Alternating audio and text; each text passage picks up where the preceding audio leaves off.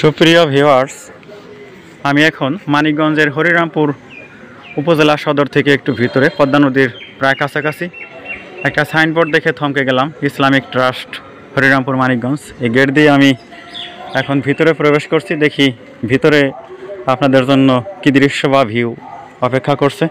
আমি দেখতে পাচ্ছি এখানে একটা বড় নার্সারি, এই যে প্রচুর আম গাছের চারা, আর এই যে এই পাশে মেহগনি গাছ, বেগুন দেখতে পাচ্ছি, বিভিন্ন ভেষজ উদ্ভিদ দেখতে পাচ্ছি, এই যে লেবু গাছ অনেক, ওখানে আম গাছের সম্ভবত আম ধরে আছে। এই যে ফুলের গাছ, বিভিন্ন আইটেমের ফুল আপনারা দেখতে পাচ্ছেন। ইসলামিক ট্রাস্ট একটা কল্যাণমুখী সংস্থা হরিরামপুর,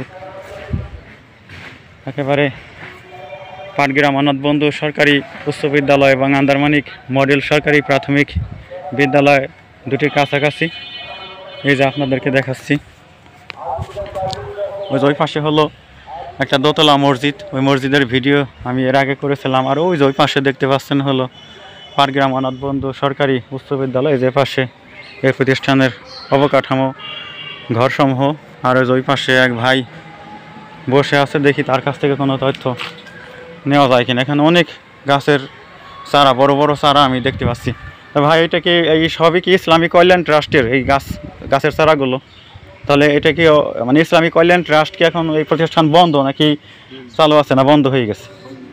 একেবারেই বন্ধ হয়ে গেছে, কোনো কার্যক্রম নাই?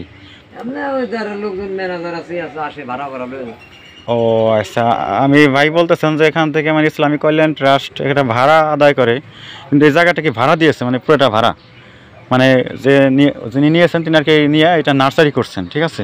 ও হ্যাঁ, আমরা ইসলামিক কল্যাণ ট্রাস্টের নাম অনেক আগেই শুনতাম, প্রায় আজ থেকে 15-20 বছরের মতো হবে, তখন শুনতাম। কিন্তু এটা মানে ইসলামিক কল্যাণ ট্রাস্টে আছে সম্ভবত আয়ের অর্থটা ইসলামিক খাতে ব্যয় করা হয়, প্লাস এক মানে ব্যক্তি বিশেষকে এটা আর কি ওই ভাড়া হিসেবে, লিজ হিসেবে এটা দেওয়া হয়েছে। আমি একটু ঘুরে দেখাচ্ছি। এই যে ডালিম গাছ নার্সারিতে কিন্তু বেশ, এই যে সফেদা, আর এই পাশে ওই যে আম গাছের চারা প্রচুর। আর ওই পাশে যে আমি একটা ফাড়া তাল গাছ দেখিয়েছিলাম কিছুদিন আগে, সেই তাল গাছটা যে ডালিম কিন্তু অনেক ধরে আছে। খুব সুন্দর একটা জায়গা। তো ভিউয়ার্স, আপনাদেরকে অসংখ্য ধন্যবাদ আমাদের এই ভিডিওতে শরীক থাকার জন্য। অবশ্যই আমাদের এই চ্যানেল সাবস্ক্রাইব করবেন, আমাকে উৎসাহিত করবেন নতুন নতুন ভিডিও বিনির্মাণে। আপনারা ভালো থাকুন, সুস্থ থাকুন, সুন্দর সুখী জীবন কামনা করে আমি এই ভিডিওর এখনই ক্লোজ টানছি। ধন্যবাদ সবাইকে।